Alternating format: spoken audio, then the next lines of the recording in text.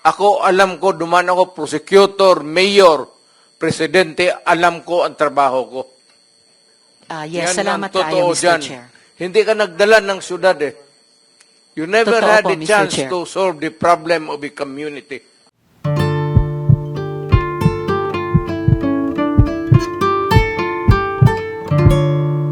Thank you, sir. Okay, Senator Jingo, you have last 5 minutes. Thank you, Mr. Chair. You want something? Yes, Mr. Chair, with the indulgence of the SP Pro Tempore. Says Senator Risa. Opo, Mr. Chair, kasi siguro napansin, pati ng former president, yung shock ng lahat. Bakit, sir, yan ba ang trabaho ng pulis? Na pumatay ng mga suspected criminals? Sir, yung mic nyo. Pag dumaban, bakit Iba sila po yung pagka-express kasi kanina, so I had to clarify. Bakit Salamat, sila- SP Pro Tempore. bakit sila Salamat, Mr. makamatay? Chair. No. Hindi yan ang tanong ko. Talagang, napaka hindi magandang impression po ng mga statements kanina. Kaya I appreciate the candor of Yusek Kuy at pati kanina ni General Danao. Look, ma'am, about it. may I Salamat kayo, Mr. interrupt Chair. you I'm done, Mr. Chair. for now. kindly?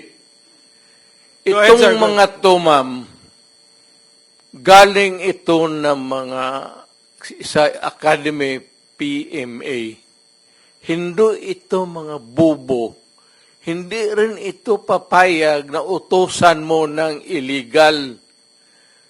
Doon nga sa Academy nila, sa PMA, they are from there to, yung ano talaga yung batas.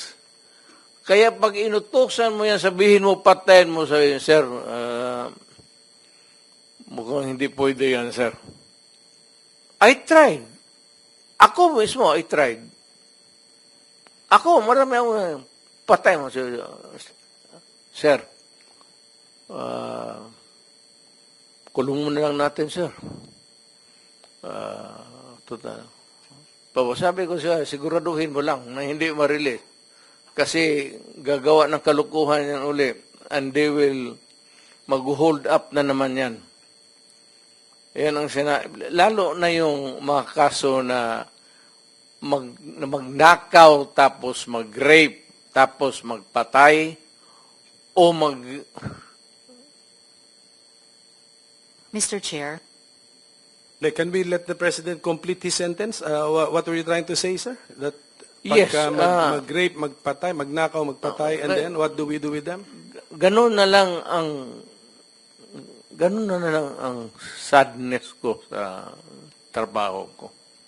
Thank you. Kaya hindi ko lang sinabi ko yan kasi hindi ko lang sila mautusan ng gano'n na gaya na sinabi ko, putang ina, nag-rape ng bata yung pinatay, patayin mo. Hindi ko mautusan tong mga to. Sabi ko, karamihan sila PMA, hindi maniwala yan ang ganon.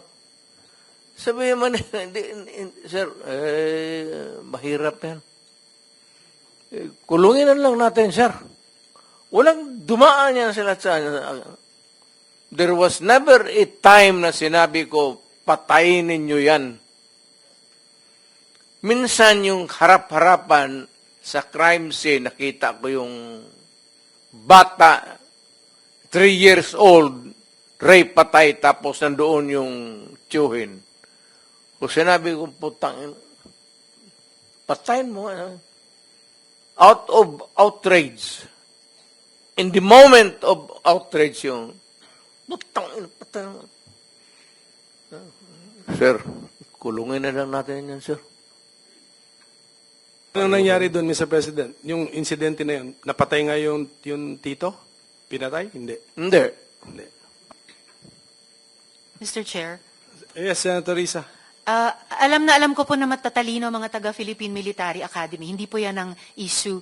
Ang kinaklarify ko po ay kanina sinabi nyo na in-encourage nyo ang PNP na i-encourage yung suspect na lumaban. Yes. Para mapatay, para Yes. masabing nanlaban. Correct.